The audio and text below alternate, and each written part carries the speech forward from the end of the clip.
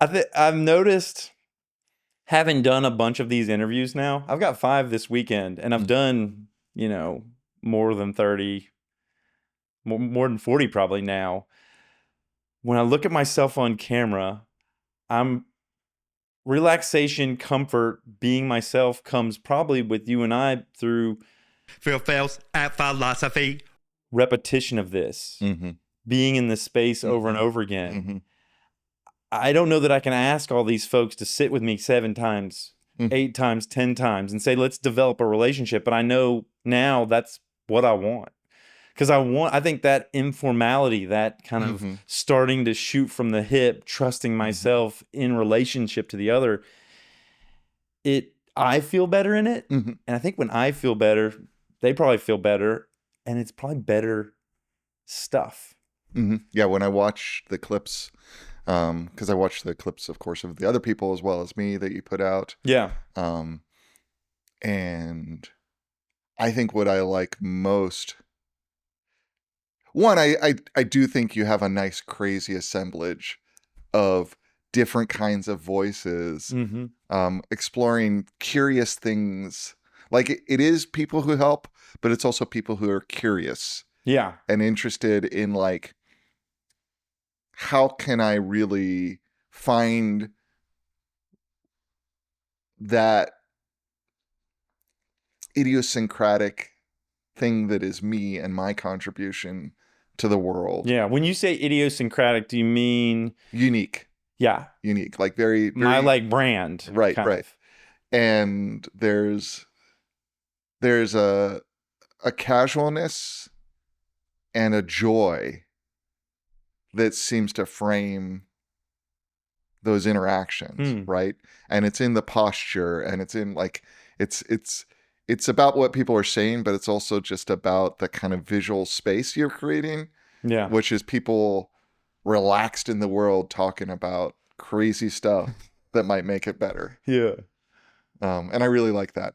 I think that's I hope you get a little wilder, but also people that want to help people. Yeah. Also, I've been entertaining the possibility of getting a more diverse set of viewpoints. Yeah. Which means entertaining maybe people that are more conservative.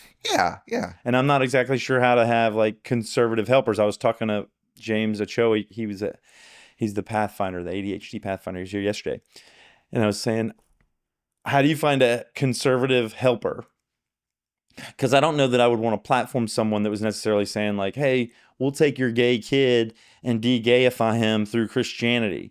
I want to find some way. Yeah, and I think there's so many more interesting ways of being outside of that kind of conservative framework. Beyond the kind of identity tribalism, we're going to target other people. Right. That becomes kind of the mainstay, both of the kind of new right conservative social media. And the far left, too. And the far left then positioning conservatism as that, right? But like, they're also demonizing the right in some way. They're like, to some extent, yeah. I mean, like there's a war going on, yeah. Right? Yeah. The difference is that like a lot of the new right is taking positions that are harmful to others, right? Yeah. Right. Yeah. And in a way that for the vast majority of the left, they're not, right? But I think there's this whole space of conservatism that's just about like, think about like interviewing a Mormon parent about the importance of family. Yeah. Right? Yeah. That's a voice we don't have. Yeah. Right? Whatever your beliefs are around all this, let's just say like, let's put that aside. Let's talk about what we probably agree on.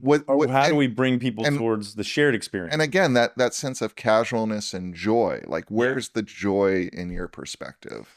Yeah. Because I think at the end of the day, in terms of the conservative social media space, which is extremely well funded. I mean, that's what people fail to. Oh yeah, the rich people. This vice president I read, he's basically there because of this Chris Thiel, this billionaires just like, hey, this is who I want to run with you. Right.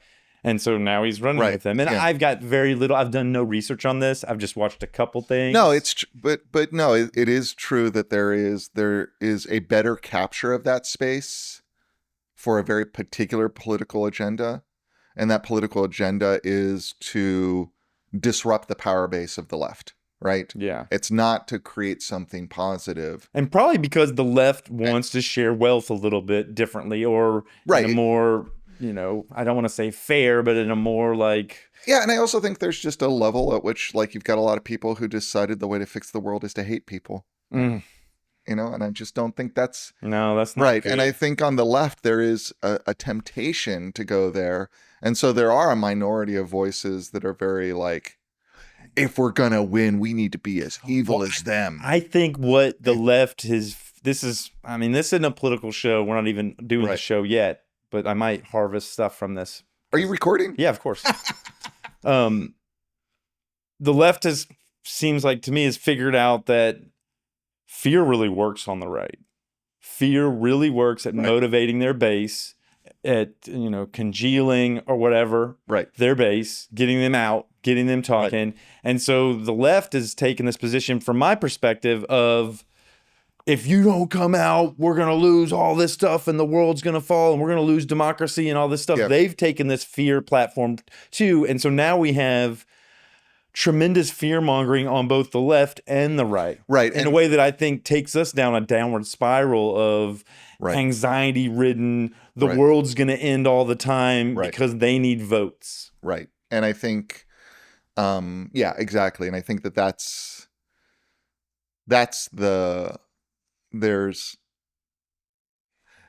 we want people in power who are in power because they want to help us make a better world. We don't want people in power who are in power because they were manipulating us to get votes. Yeah. Right. And I think at the end of the day, we've got to step back as voters, as citizens, and just say, what's going to help make a better world right now? And sometimes that's competing people who are just interested in our votes. But, I think this we're not going to have morally pure leaders in a system that is built off the kind of democratic system we have, which is so reliant on campaign financing. Yeah.